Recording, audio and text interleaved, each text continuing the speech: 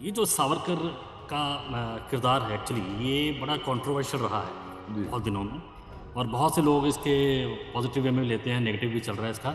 लेकिन एक कलाकार के लिए इसको निभा पाना या इसके साथ आप कह लीजिए कि जो भी जस्टिफाई आपने किया है इसको, कैसे लिया है इसको, ये सावरकर का किरदार? जी, इसको मैंने एक चुनौती के तौर पे लिया है क्योंकि जब ये रोल मेरे पास आया था तो मेरे बहुत शुभचिंतकों ने कहा था कि इसमें हाथ मत डालो।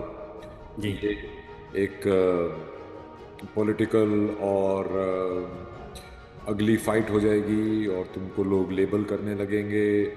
तो फिर मैं कहा यार ये तुम्हें नहीं कहना चाहिए था क्योंकि अब तो मैं और अच्छी तरह से करूँगा। सावरकर जी और गांधी जी एक ही चीज़ चाहते थे, अखंड स्वतंत्र अखंड भारत। और दोनों की अप्रोचेस अलग थी। जी। निजी जिंदगी में दोनों एक दूसरे का बहुत सम्मान करते थे। उनकी हम्म, काफी बार मुलाकात भी हुई और वो मुलाकातें मेरी पिक्चर में भी हैं। हम्म, गांधी जी थोड़े ज्यादा मैच्योर थे, सावरकर जी थोड़े ज्यादा एग्रेसिव थे। सच में।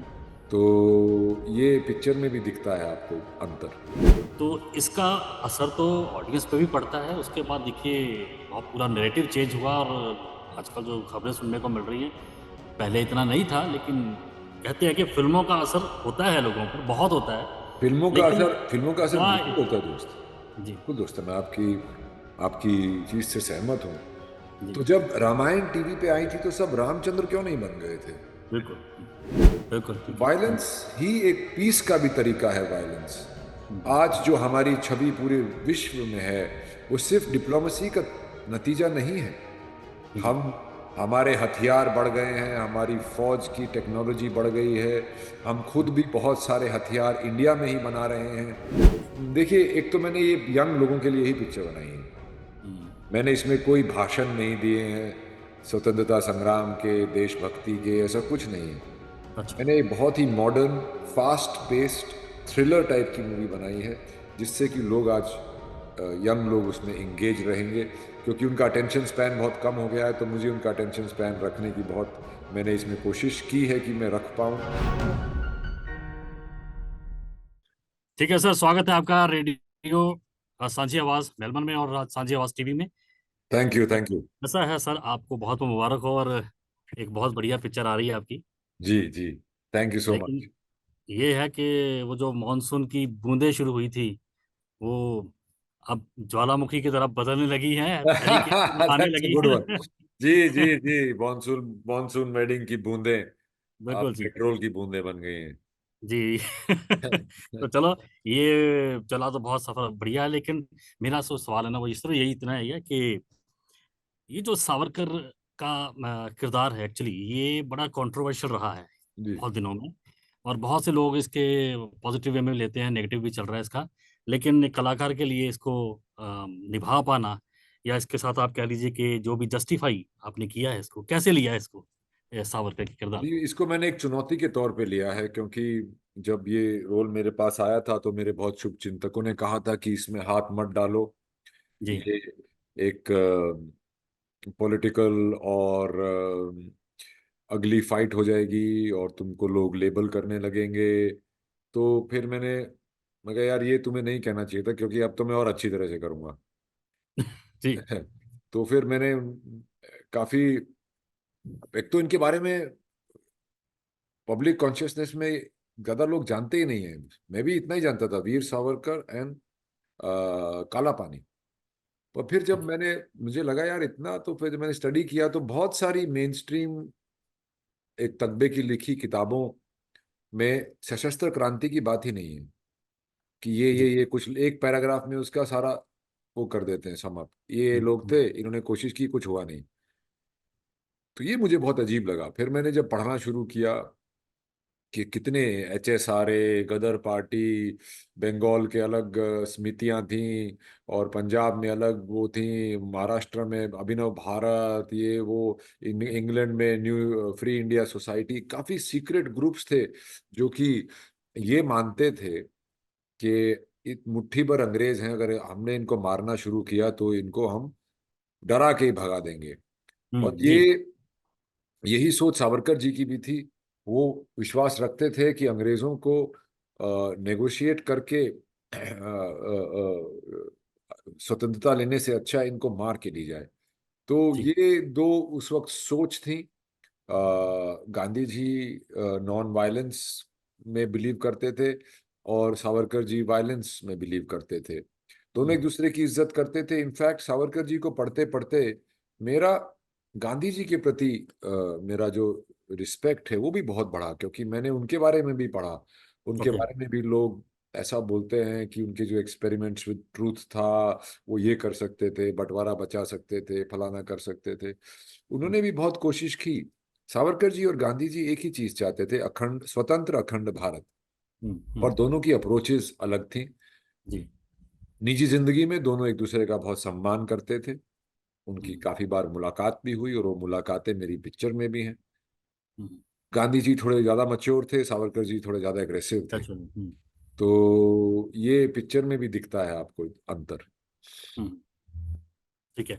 अच्छा, आपने वो बात की उसकी हिंसा की कि जी। वो हिंसा में विश्वास रखते थे। लेकिन क्या है कि सर आजकल ना फिल्मों में ये जो वायलेंस है ये बहुत ज्यादा बढ़ गया है। आप देख लीजिए, डायलॉग्स वायलेंस वायलेंस वायलेंस ये चलने लगा है। तो इसका असर तो ऑडियंस पे भी पड़ता है। उसके बाद देखिए बहुत पूरा नैरेटिव चेंज हुआ, और आजकल जो खबरें सुनने को मिल रही हैं, पहले इतना नहीं था, लेकिन कहते हैं कि फिल्मों का असर होता है लोगों पर, बहुत होता है। लेकिन फिल्मों का असर क्या बिल्कुल होता है दोस्त। जी। बिल्कुल दोस्त है, मैं आपकी आपकी चीज से सहमत हूँ। जी। तो जब रामायण टीवी पे आई थी तो सब रामचंद्र क्यों नहीं बन गए थे? बिल्कुल।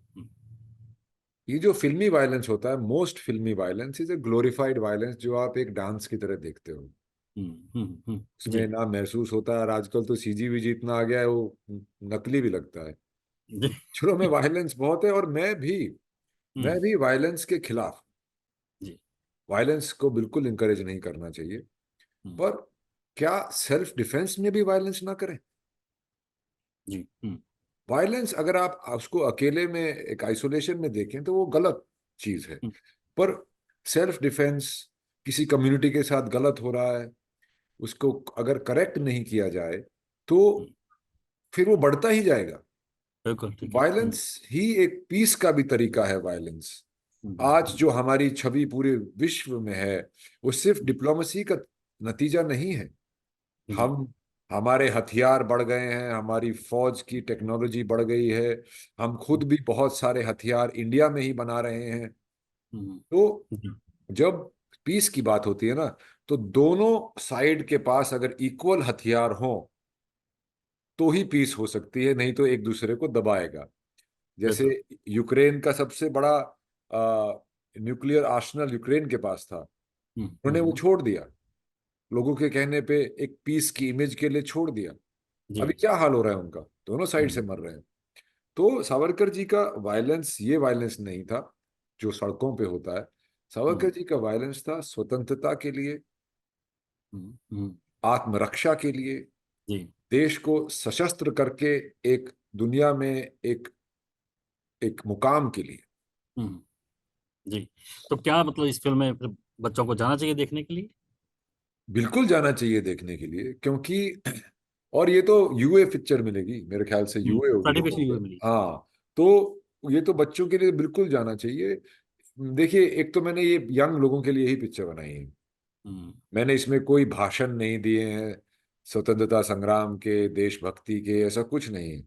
अच्छा। मैंने एक बहुत ही modern, fast paced thriller type की मूवी बनाई है, जिससे कि लोग आज यंग लोग उसमें एंगेज रहेंगे। क्योंकि उनका अटेंशन स्पैन बहुत कम हो गया है, तो मुझे उनका अटेंशन स्पैन रखने की बहुत, मैंने इसमें कोशिश की है कि मैं रख पाऊँ। इसका म्यूजिक, इसका सिनेमेटोग्राफी, सब बहुत ही मॉडर्न तरीके से मैंने पेश किया है। और इसके अंदर एक एक ये भी है कि मैंने इसमें बोला है कि मैं इसमें उनको वीर नहीं बोलता हूँ। हम्म, आप घर जाके डिसाइड करिए कि वो वीर थे कि नहीं। ठीक है। इस तरह की अप्रोच लेके मैंने पिक्चर बनाई है। ये कोई आ, एक पक्ष रखने की पिक्चर नहीं है। ये दोनों पक्ष में मेरे प्रोटैगनिस्ट का क्या पक्ष था, वो रखने की पिक्चर।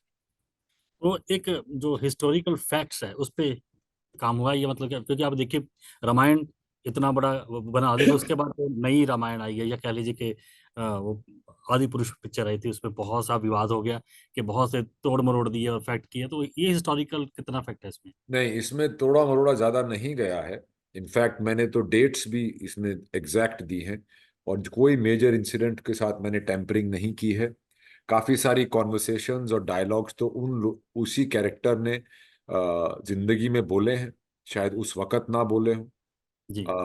पर पूरा इतिहास रिसर्च करके उसकी टाइमलाइन बना के अल्टीमेटली मैंने पिक्चर ही बनाई है दोस्त। अच्छा। आप 53 साल की जिंदगी, यस सर। 53 साल का समय 2 घंटे में कैसे दिखाओगे? कैसे दिखाओगे? यस। हाँ, तो उसके कनेक्शंस बनाने पड़ते हैं, पर मैंने फिर भी बहुत कोशिश की है कि मैं इसको सच से पिरोता रहूं। इसकी हिस्टोरिकल वैल्यू उतनी है, जी लोगों को ये नहीं बिल्कुल है। लगता कि ये अरे इसमें कुछ बहुत, अलग से डाल दिया। बिल्कुल बिल्कुल। अच्छा चलो इस पे आते हैं कि आपका मेलबर्न से ऑस्ट्रेलिया से भी नाता है। जी, तो अब ऑस्ट्रेलिया में आपका ये प्रोग्राम चल रहा है, हम देख रहे हैं, लोग वैसे तो वर्ल्ड वाइड देख रहे हैं। तो इनको क्या कहेंगे इस पिक्चर के बारे में, क्या? मैं तो ऑस्ट्रेलिया में, मैं बैलारट में पढ़ता था, मेलबर्न जी। के करीब है। हम्म। और फिर मैं मेलबर्न आया। मेलबर्न में मैंने 3 साल नाइट शिफ्ट टैक्सी चलाई, येलो कैब्स। हम्म। अभी पता नहीं येलो कैब्स है कि नहीं है, उबर ने सब सत्यानाश तो नहीं कर दिया। तो मैंने काफी वहाँ पे मैंने वहाँ पे जीवन देखा है और रहा हूँ, और मैं वहाँ के लोगों की प्रतिक्रिया समझता हूँ। हालांकि मुझे वहाँ से वापस आए अब 24 साल हो गए हैं, बहुत बदल गया होगा। पर अभी भी मेरे बहुत से मित्र हैं वहाँ पे। और सिडनी में तो मेरा बेस्ट फ्रेंड, उसका रेस्टोरेंट है, इसका मतलब चेन ऑफ पिज्ज़ा आउटलेट्स हैं, मैट टॉपिंग्स। वो बहुत ही अच्छा, मुझे तो बहुत अच्छे लगते हैं। और जी। और ऑस्ट्रेलिया से मेरा, और ऑस्ट्रेलिया के लोगों के साथ भी, एबोरिजिनीज के साथ भी अंग्रेजों ने बहुत बेकार व्यवहार किया था, बहुत गंदा व्यवहार किया था। उनका तो अस्तित्व ही मिटाने की कोशिश की थी, उनके बच्चों को छीन लिया था, हम्म। उनके कल्चर को मार दिया था, उनकी जमीनों को ले लिया था। और अब हम्म। ऑस्ट्रेलिया एक ब्रिटिश, मतलब एक एक अंग्रेज कंट्री है। जी। उन्होंने हम्म। हमारे साथ भी यही करने की कोशिश की थी, पर हमारी संस्कृति बहुत गहरी थी, यही। हमारा कल्चर सिविलाइजेशन बहुत पुराना था और बहुत रिच था। हम्म। और जो हमारा एक एक अस्तित्व, जो एक हिंदुत्व का जो अस्तित्व था, उसकी हम्म। वजह से हम वो हमें नहीं कर पाए। और हमारी तादाद भी थोड़ी ज्यादा थी। थोड़ी। उनके मुकाबले तो फिर भी बहुत ज्यादा थी। अच्छा ये है कि मॉनसून वेडिंग की हमने शुरुआत की थी, वहां से लेकर आप मतलब वहां अपना लोहा मनवाते मनवाते लोहा भी बने, और उसके बाद फिर सरबजीत तक पहुंचे हैं। जी, वो सब मतलब उसमें लोग आते हैं कि रणदीप हुड्डा देखना है ना, क्या नया है। तो इसमें मतलब ये तो नहीं होगा कि कहीं पर वो सावरकरी दिख रहा है या हमारा कलाकार वो जिसकी हम अदाकारी के फैन हैं। देखिए, अदाकार वही है, कलाकार वही है, हम्म। पर किरदार वो नहीं है। जी। आप देखें, सरबजीत और एलएसडी में बहुत अंतर था, जी। हाईवे के भाटी में और चार्ल्स सुबराज में बहुत अंतर था। इसी तरीके से ये भी एक अलग परफॉर्मेंस होगी। हालांकि एक्टर वही है, पर उसने दूसरे इंसान की खाल पहनी हुई है। तो हमें वो चीज देखने को मिलेगी जो हम चाह रहे हैं कि आ जाए, वो हमें बिल्कुल बिल्कुल, हमारा इसमें तो डायरेक्टर भी मैं हूं, तो और भी अच्छी निकाली है दोस्त। चलिए बहुत बहुत सर मुबारकबाद हो आपको, इसी महीने आपकी फिल्म आ रही है, और ये क्योंकि ये महीना आपने वो थिएटर भी किया हुआ है, तो वर्ल्ड थिएटर डे भी इसी महीने आ रहा है। जी जी तो जी जी। अच्छा है जो स्क्रीन से जुड़े हुए मतलब बिग स्क्रीन से जुड़े हुए लोग हैं या थिएटर से जुड़े हुए लोग हैं, हम चाहेंगे कि इस महीने में सब इकट्ठा हों और सब मिलके आपकी ये पिक्चर देखें। Thank you very much brother, thank you thank you. मैं चाहूंगा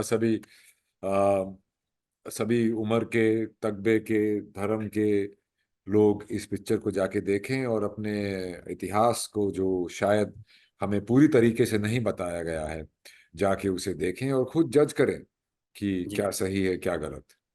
जी। Thank you sir, thank you so much. Thank you very much.